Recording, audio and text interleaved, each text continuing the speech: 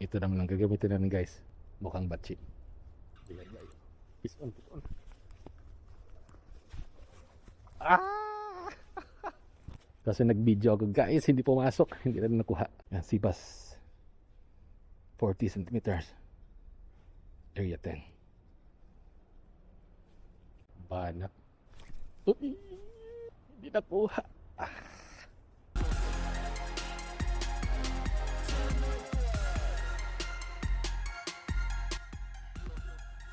Welcome guys sa ating YouTube channel.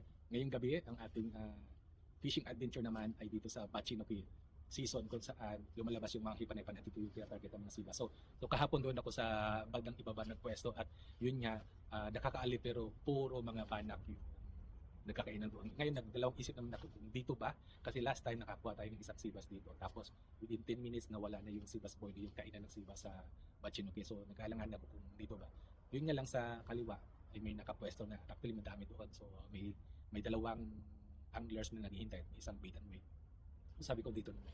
So ngayon is nagsimula ng flow yung ilog pabalik na sa dagat. So maya-maya maglalabasan ng mga batchi.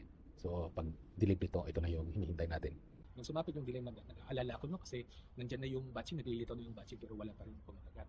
So nag-ready ako, naglabas ko yung lugarin na bago ko lugarin na 150 F or 15 centimeters na floating. So nagkas ako. Yun nga, nung nagpo-float na yung mga batchi talagang wala pa. So sabi ko na po, mali yata itong position. Tapos bigla, may kagatan, dyan lang sa harap ko. May isa pang sibas na nasa tetra siya nagtatago. Tapos kagat siya dito. Tapos sabi ko, kumakagat dito. Sabi ko, ito na. Kasa ko ng taas. Tapos nakita ko yung ulo na, banak na naman kasi kagabi, puro may ulo na gumaganon sa ilog, sa itaas ng tubig na gumaganon. Ano yun, banak? Ako, banak na naman ito. Sabi ko, mali yata nga ang desisyon ko. So nagkas ako up cross sa unahan lang ng tulay, sa dark shade ng tulay. Tapos yun, may kumagat. Tapos pag ganun ko, hindi ko nakuha. So siyempre nakapatay yung ilaw natin, pero ito yung video. Balik tayo sa lugarin. Mas mahaba at pwede tayong mag down cross na hindi lilitaw or lulubog yung lure. Okay. Banak. Uy!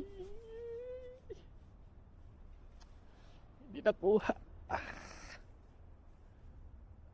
Yeah. Hindi na nakuha. Pero meron dyan guys. Hindi nakuha. So ngayon sabi ko talagang wala. So ang ginawa ko ay nag-lure rotation ako at ginamit ko yung area 10 na puti. So nagkakas ako sa malapit lang talaga. Tapos siyempre nakapatay ulit yung ilaw natin. Tapos biglang may kumagat. Ito yung video. Okay, area 10 ang gagamitin natin guys. Fish on guys.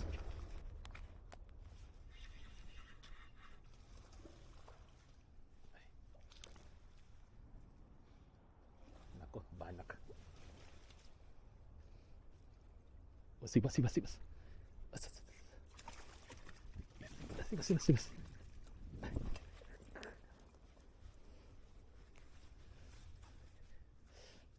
Hindi pa rin. Isa.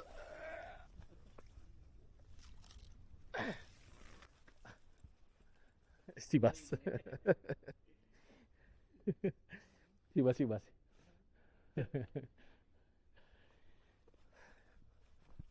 Yes.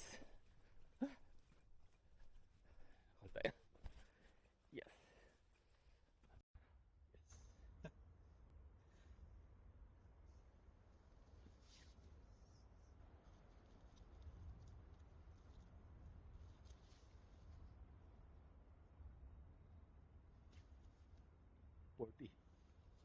Yan, Sibas. 40 centimeters. Area 10. Naglag pa siya. Gumin si Bastang. Wait lang na.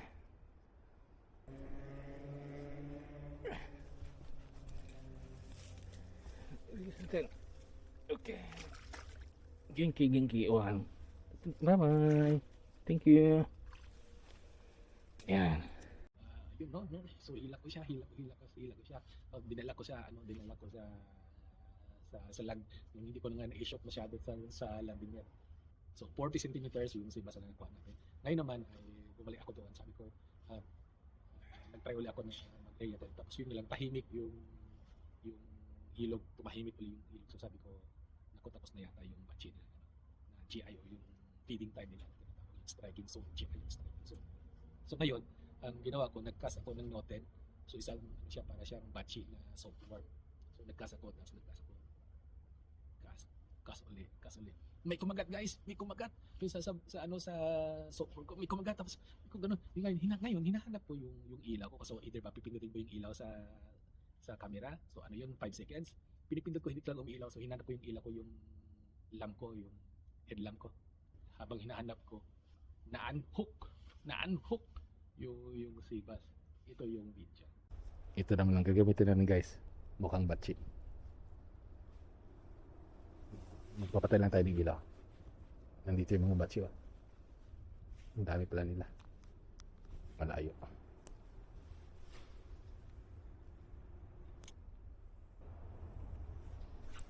Bilay. Peace on. Ah!